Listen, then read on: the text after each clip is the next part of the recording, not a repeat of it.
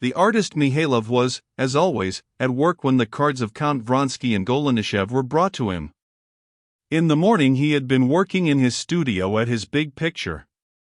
On getting home he flew into a rage with his wife for not having managed to put off the landlady, who had been asking for money. "I've said it to you 20 times, don't enter into details. You're fool enough at all times, and when you start explaining things in Italian you're a fool 3 times as foolish," he said after a long dispute. "Don't let it run so long, it's not my fault. If I had the money. Leave me in peace, for God's sake." Mihailov shrieked, with tears in his voice, and, stopping his ears, he went off into his working room, the other side of a partition wall, and closed the door after him. "Idiotic woman," he said to himself, sat down to the table, and, opening a portfolio, he set to work at once with peculiar fervor at a sketch he had begun. Never did he work with such fervor and success as when things went ill with him, and especially when he quarreled with his wife. "Oh, damn them all," he thought as he went on working. He was making a sketch for the figure of a man in a violent rage. A sketch had been made before, but he was dissatisfied with it. "No, that one was better, where is it?" He went back to his wife, and scowling, and not looking at her, asked his eldest little girl, where was that piece of paper he had given them. The paper with the discarded sketch on it was found, but it was dirty, and spotted with candle grease. Still, he took the sketch, laid it on his table, and, moving a little away, screwing up his eyes, he fell to gazing at it. All at once he smiled and gesticulated gleefully. "That's it. That's it," he said, and, at once picking up the pencil, he began rapidly drawing. The spot of tallow had given the man a new pose.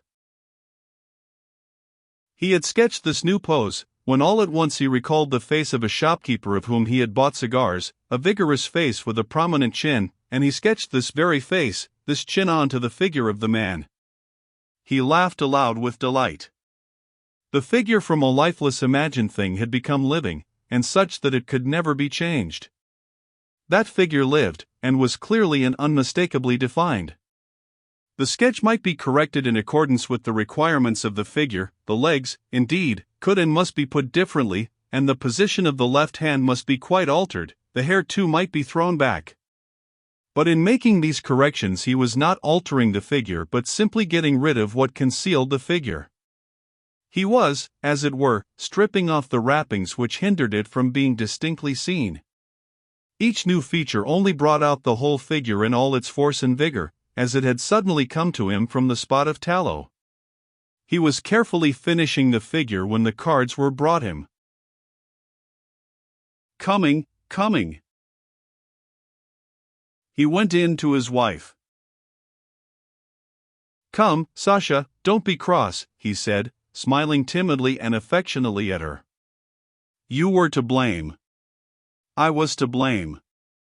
I'll make it all right." And having made peace with his wife he put on an olive green overcoat with a velvet collar and a hat, and went towards his studio. The successful figure he had already forgotten. Now he was delighted and excited at the visit of these people of consequence, Russians, who had come in their carriage. Of his picture, the one that stood now on his easel, he had at the bottom of his heart one conviction, that no one had ever painted a picture like it. He did not believe that his picture was better than all the pictures of Raphael, but he knew that what he tried to convey in that picture, no one ever had conveyed. This he knew positively, and had known a long while, ever since he had begun to paint it. But other people's criticisms, whatever they might be, had yet immense consequence in his eyes, and they agitated him to the depths of his soul. Any remark, the most insignificant, that showed that the critic saw even the tiniest part of what he saw in the picture, agitated him to the depths of his soul.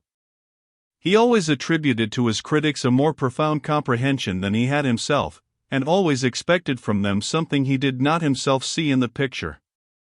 And often in their criticisms he fancied that he had found this.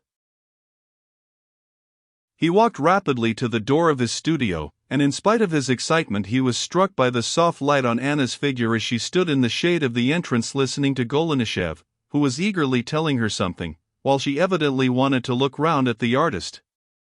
He was himself unconscious how, as he approached them, he seized on this impression and absorbed it, as he had the chin of the shopkeeper who had sold him the cigars, and put it away somewhere to be brought out when he wanted it.